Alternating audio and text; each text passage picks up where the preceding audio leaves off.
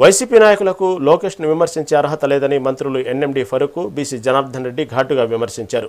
నంద్యాల ఆర్ఎండ్బి గెస్ట్ హౌస్లో నిర్వహించిన విలేకరుల సమావేశంలో మంత్రులు హాట్ కామెంట్స్ చేశారు. అసెంబ్లీ వేదికగా రాయలసీమ ప్రాజెక్టులపై చర్చకు సిద్ధమని బహిరంగ సవాల్ విసిరారు. మరోవైపు జిల్లా కలెక్టర్ రాజకుమారి మాట్లాడుతూ శ్రీశైలంలో నీటి నిల్వల ఆధారంగా తాగునీటి ఎద్దడి లేకుండా చర్యలు తీసుకుంటున్నామని తెలిపారు.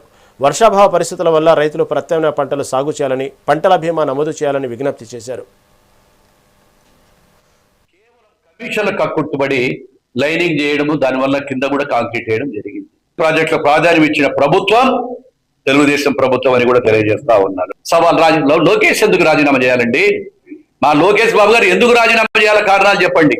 మిమ్మల్ని ప్రజలు ఇంటికాడ కూర్చోబెట్టినారు, ఎక్కడా మా తప్పు జరగలేదు, ఏ తప్పులు చేయకుంటే కూడా ఒక అడ్డమైన వాదనలో పెట్టుకొని ఈ రోజు ఆశ్రయించారు. అసలు మీ క్వాలిఫర్ ఏముంది?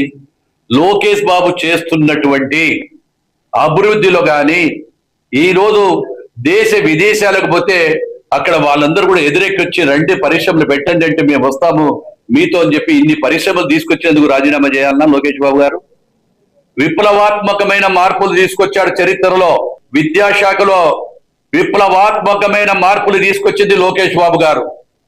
మీరు నాడు నేడని చెప్పేసి నాడు నేడునంతా కూడా మింగేశారు.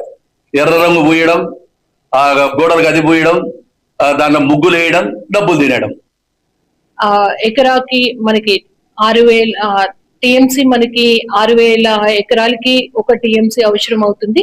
అలాగే ఐడి క్రాప్స్ అయితే 10,000 ఎకరాలకు 1 టీఎంసీ అవసరం అవుతుంది.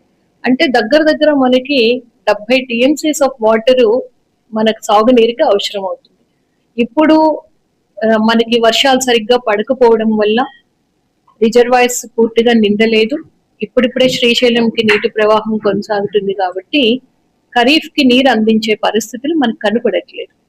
అందుకని వరి వేస్తే రైతులు నష్టపోతారు కాబట్టి ప్రత్యామ్నాయంగా మనము మినుము, కంది, జొన్న, అలాగే పెసర, మిల్లెట్స్, కొర్రలు, కేస్టర్, ఆముదము ఇలాంటి పంటలన్నింటినీ కూడా సాగు చేసుకోవాలి. ఏ ఇబ్బంది ఉండకూడదు. అలాగే పంట బీమా కూడా చేయించుకోవాలని ప్రతి రైతుకి కూడా మనం సమాచారం అందిస్తూ ఉన్నాం.